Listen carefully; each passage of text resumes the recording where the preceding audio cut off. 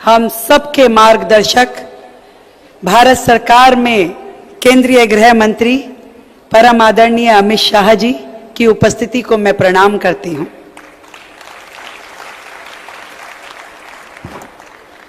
आदरणीय जयप्रकाश जी जो अखिल भारतीय संगठन मंत्री हैं संस्कृत भारती के,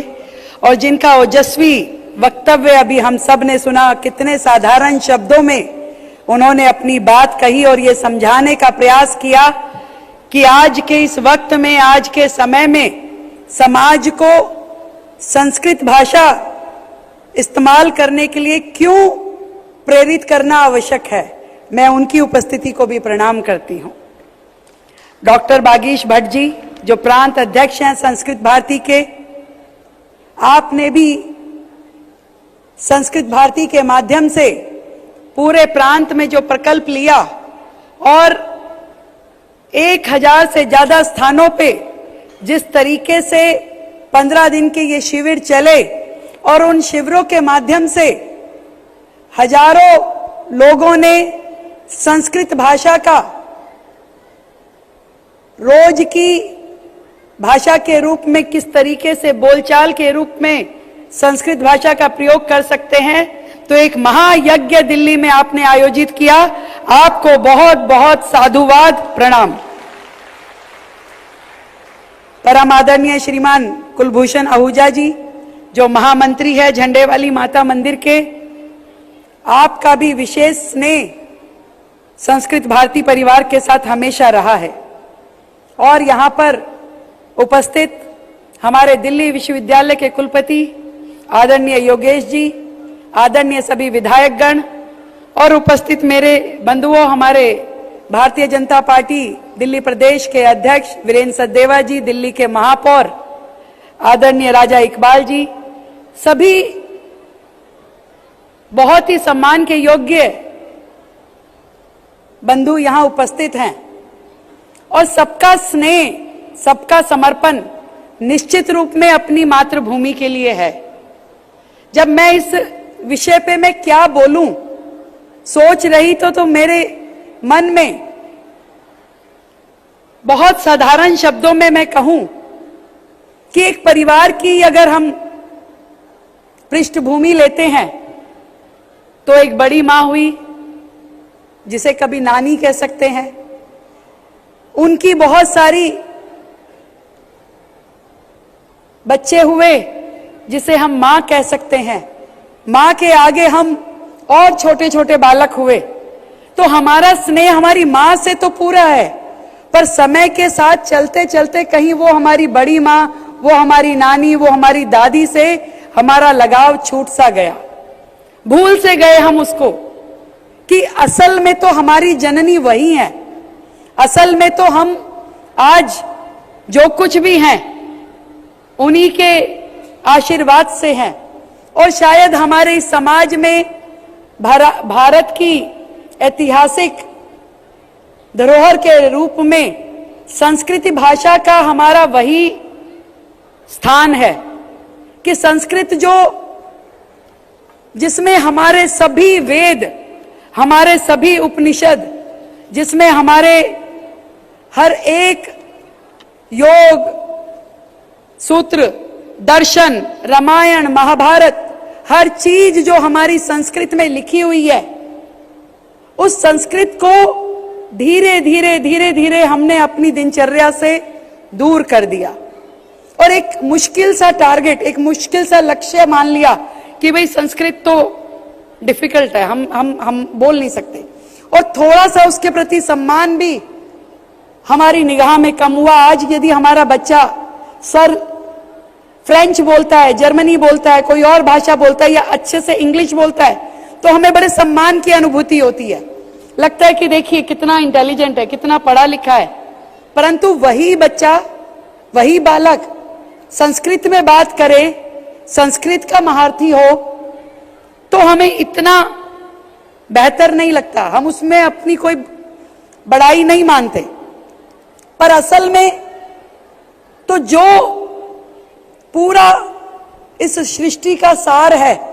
जो हमारे ज्ञान का भंडार है, जो हमारी पुरानी यूनिवर्सिटीज चाहे वो नालंदा हो, चाहे तक्षशिला हो, ब्रह्मशिला हो, जो भाषा का माध्यम था वो संस्कृति ही थी।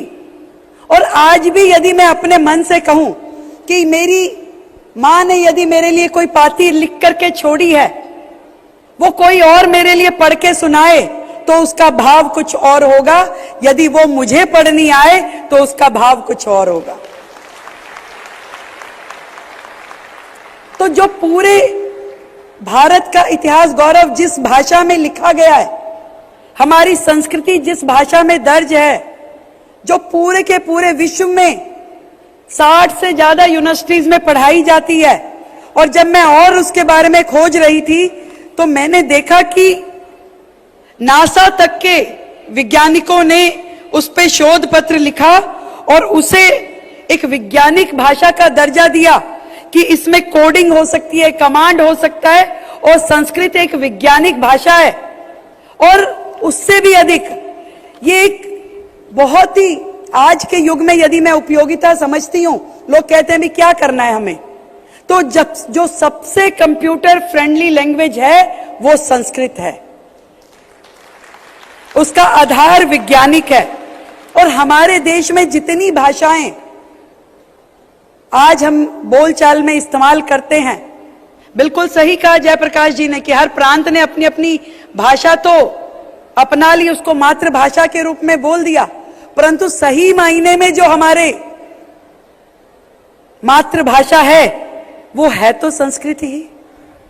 जो हिंदी, बंगाली, मराठी, सिंधी, पंजाबी, नेपाली, तेलुगु, कन्नड़, मलयालम, ये सभी भाषाएं संस्कृत की शाखाएं हैं। और आज के इस युग में हम अपनी धरोहर को रख के भूल जाएं, उसे याद ना करें, तो इससे ज्यादा हम अज्ञानी और क्या होंगे। इस धरोहर से देश चल रहा है, विश्व चल रहा है, विज्ञान चल रहा है, टेक्नोलॉजी नई नई आ रही है। आज विश्वगुरु यदि भारत को बनना है तो संस्कृत के माध्यम से हमें और ज्ञान को प्राप्त करना पड़ेगा और इस रास्ते पे चलना पड़ेगा। मुझे खुशी है दिल्ली सरकार जो संस्कृत के लिए काम कर रही है, हमारी इस बहुत ही सुंदर भाषा के लिए दिल्ली सरकार के स्कूलों में लगभग 750 पीजीटी शिक्षक है और 3250 टीजीटी शिक्षक हैं जो संस्कृत पढ़ा रहे हैं हमारे स्कूलों में। और हर वर्ष हम लोग लगभग 10 करोड़ का ग्रांट विशेष रूप से संस्कृत के शिक्षण के लिए देते हैं।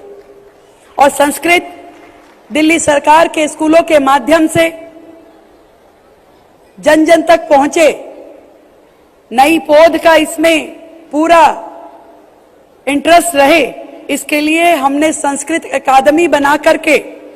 अलग अलग समाज के साथ मिल करके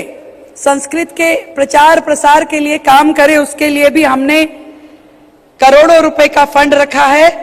और अभी जो ये सारे शिविर हुए, इसमें भी दिल्ली सरकार और संस्कृत भारती ने मिलकर के काम किया, और जिसमें आपने जो शिविर लगाए